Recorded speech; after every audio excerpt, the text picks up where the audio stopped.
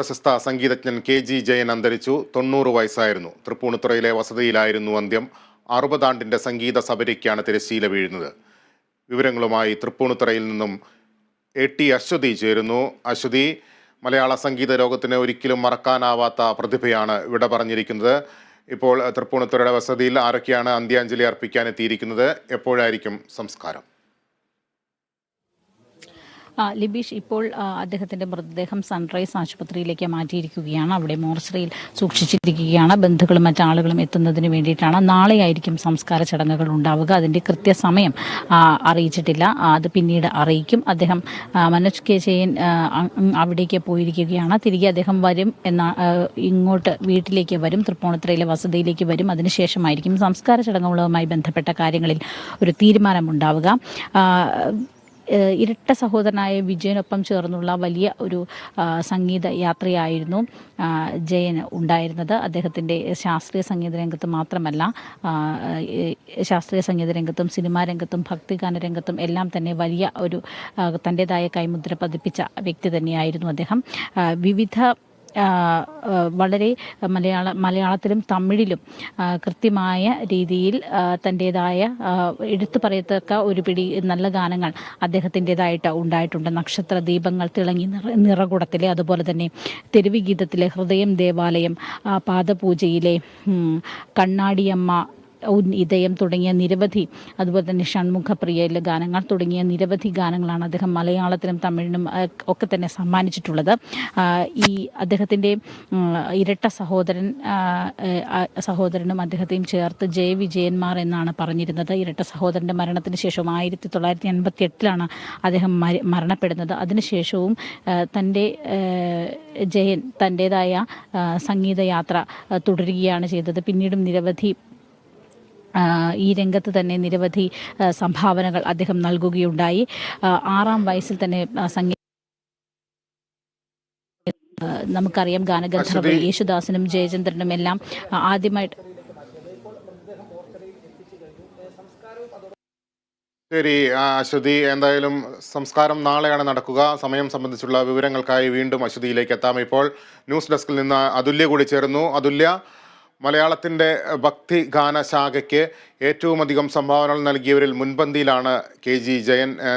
ആ പ്രതിഭയുടെ വിടവാങ്ങൽ സംഭവിച്ചിരിക്കുന്നു. എങ്ങനെ ഓർത്തെടുക്കാം അദ്ദേഹത്തിൻ്റെ സംഗീത സംഭാവനകളെ? ലിബീഷ്, മലയാളികളെ സംബന്ധിച്ചിടത്തോളം ഭക്തിഗാനങ്ങൾ എന്ന് പറയുന്നത് തന്നെ ജയ വിജയന്മാരുടെ പേരിലേക്ക് ആക്കപ്പെട്ടിട്ടുണ്ട്. ഏറെ കാലമായി മലയാളിയുടെ വൃശ്ചിക പുലരികളും മലയാളിയുടെ അമ്പലങ്ങളും മലയാളിയെ സംബന്ധിച്ചിടത്തോളം ഭക്തി എന്ന വാക്കിൻ്റെ ശബ്ദമായി ജയവിജയന്മാരുടെ സംഗീതം മാറിയിട്ട് കാലം ഒത്തിരി ആയിരിക്കുന്നു. തങ്ങളുടെ 16-ാം വയസ്സിൽ ഈ സംഗീത സബരി ആരംഭിച്ചത് മുതൽ ഭക്തിഗാനധാരയ്ക്ക് പുതിയൊരു വഴി തുറന്നത് കെ.ജി. ജയനാണെന്ന് പറയേണ്ടിയിരിക്കുന്നു. ഒരുപക്ഷെ ചലച്ചിത്ര ഗാനങ്ങൾ വളരെയധികം ജനപ്രിയത നേടിയിരുന്ന ഒരു കാലത്താണ് കെ.ജി. ജയൻ സിനിമാ രംഗത്തേക്ക് കടന്നു വരുന്നതും. അതിനു മുൻപ് തന്നെ, അല്ലെങ്കിൽ അതിനോടൊപ്പം തന്നെ മലയാള ചലച്ചിത്ര ഗാനത്തിൻ്റെ ഒരു ജനപ്രിയതയോടൊപ്പം തന്നെ ഭക്തിഗാനങ്ങൾക്കും അതേ രീതിയിലൊരു സ്വീകാര്യത ജനങ്ങൾക്കിടയിൽ ഉണ്ടാക്കിയെടുക്കുന്നതും കെ.ജി. ജയൻ്റെ ഗാനങ്ങളിലൂടെയാണ്.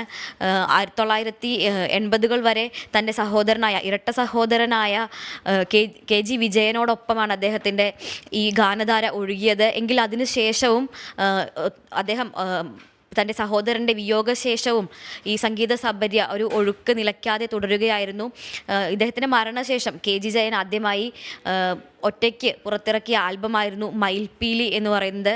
ഇതൊരു ഭക്തിഗാന 9 പാട്ടുകൾ അടങ്ങിയ ഈ മയിൽപ്പീലി എന്ന ഭക്തിഗാന ആൽബം അന്ന് വളരെയധികം സ്വീകാര്യത നേടി. അത്രയധികം ഒരുപക്ഷെ പ്രേക്ഷക പ്രീതി വളരെയധികം പിടിച്ചുപറ്റിയ ഒരു ഭക്തിഗാന ആൽബമായിരുന്നു മയിൽപ്പീലി എന്നത്.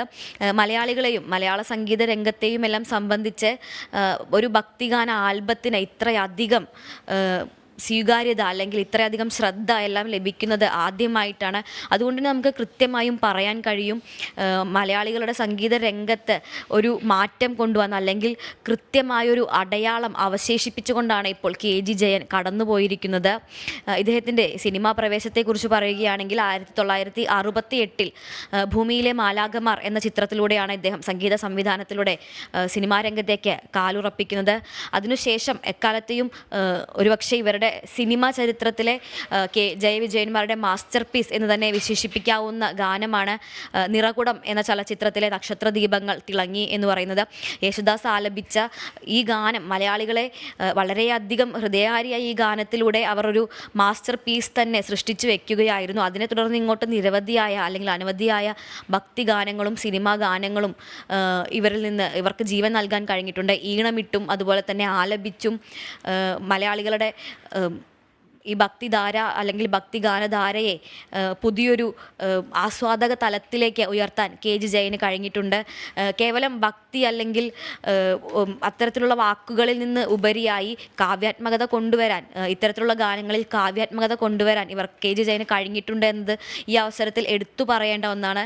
ഭക്തിയും പ്രണയവും രണ്ടല്ല, മറിച്ച് രണ്ടും ഒന്ന് ചേരുന്ന ഒരു ലയനമാണ് KG ജയൻ്റെ പാട്ടുകളിൽ നമുക്ക് കാണാൻ കഴിയുക. പ്രത്യേകിച്ചും കൃഷ്ണരാധ പ്രണയത്തിനുപരി അതൊരു പരമാത്മാവിലേക്കുള്ള അല്ലെങ്കിൽ ഒരു ആധ്യാത്മിക ഭക്തിയിലേക്ക് ഉയർത്തുന്ന തരത്തിലുള്ള ഒരു പ്രണയത്തിൻ്റെയും സംഗീതത്തിൻ്റെയും ലയനം ഇദ്ദേഹത്തിൻ്റെ ഗാനങ്ങളിൽ രാധതൻ പ്രേമത്തോടാണോ എന്ന് തുടങ്ങുന്ന ഗാനങ്ങളിലെല്ലാം നമുക്ക് വളരെയധികം കാണാൻ കഴിയും.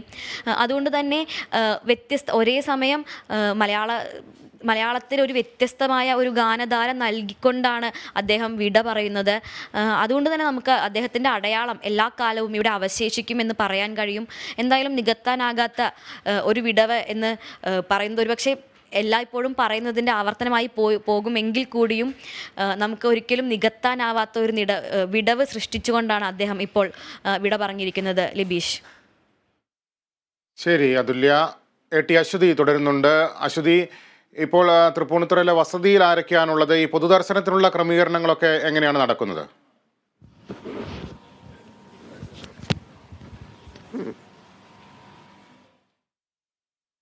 സംഗീതജ്ഞൻ KG ജയൻ അന്തരിച്ചു. 90 വയസ്സായിരുന്നു. നിരവധി ഭക്തിഗാനങ്ങളുടെയും സിനിമാ ഗാനങ്ങളുടെയും ആസ്വാദക മനസ്സിൽ ഇടം നേടിയ പ്രതിഭയാണ് വിട പറഞ്ഞിരിക്കുന്നത്. തൃപ്പൂണിത്തുറയിലെ വസതിയിലായിരുന്നു അന്ത്യം. മൃതദേഹം ഇപ്പോൾ സൺറൈസേഴ്സ് ആശുപത്രിയിലേക്ക് മാറ്റിയിരിക്കുകയാണ്. നാളെയാണ് സംസ്കാര ചടങ്ങുകൾ നിശ്ചയിച്ചിരിക്കുന്നത്. AT അശ്വതി തൃപ്പൂണിത്തുറയിൽ നിന്ന് തുടരുന്നുണ്ട്.